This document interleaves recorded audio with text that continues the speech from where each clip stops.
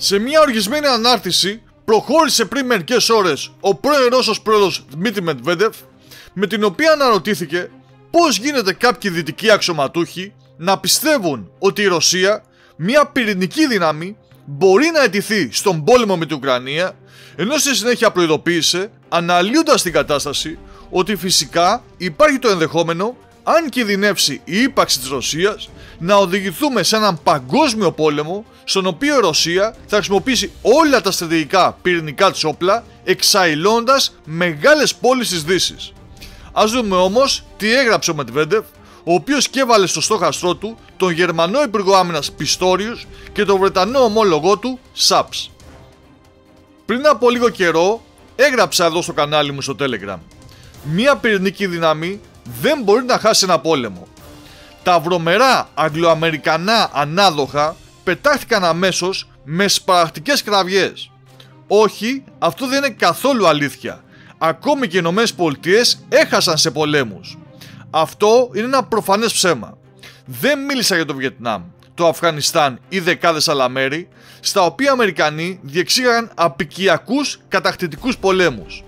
Έγραψα για ιστορικούς πολέμους, στους οποίους λαμβάνει η χώρα η υπεράσπιση της πατρίδας, η γη σου, οι άνθρωποι σου, οι αξίες σου.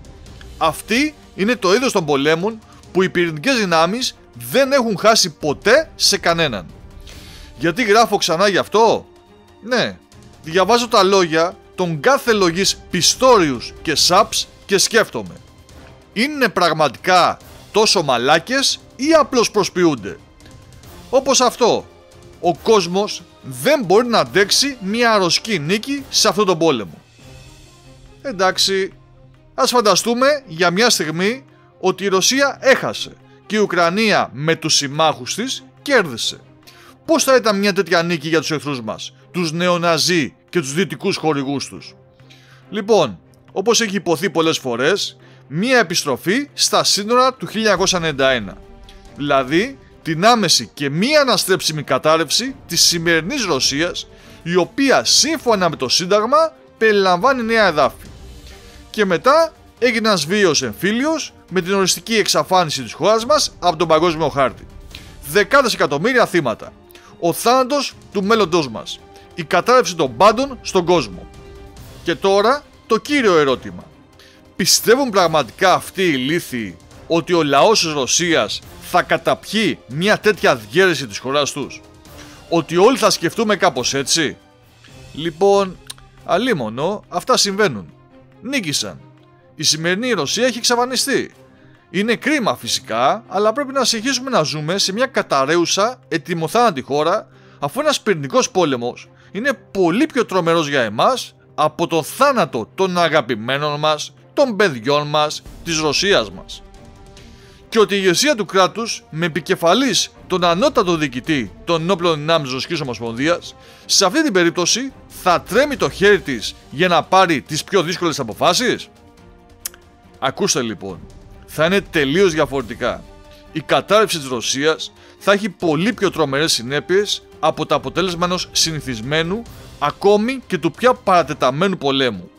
Γιατί οι προσπάθειες επιστροφής Ρωσίας στα σύνορα του 1991 θα οδηγήσουν μόνο σε ένα πράγμα: προς έναν παγκόσμιο πόλεμο με τις δυτικές χώρες, χρησιμοποιώντας όλο το στρατηγικό πλωστάσιο του κράτους μας. Σε Κίεβο, Βερολίνο, Λονδίνο, Ουάσιγκτον. Σε όλα τα άλλα όμορφα ιστορικά μέρη που εδώ και καιρό περιλαμβάνονται στους πτυτικούς στόχους της πυρηνικής μας τριάδας.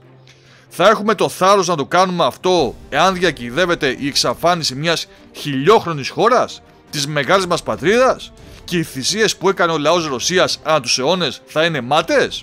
Η απάντηση είναι προφανής. Επομένως, είναι καλύτερα να επαναφέρετε τα πάντα πριν να είναι πολύ αργά. Ή θα το επαναφέρουμε μόνοι μας με μέγιστες απώλειες για τον εχθρό. Όπως στην Αυντίβκα. Οι πολεμιστές μας είναι ήρωες. Ολοκλήρωσε ο Μετβέντεφ, που έστειλε σαφές μήνυμα σε όσους πιστεύουν ότι η Ρωσία δεν θα χρησιμοποιήσει τα πυρηνικά της όπλα αν είναι να καταστραφεί.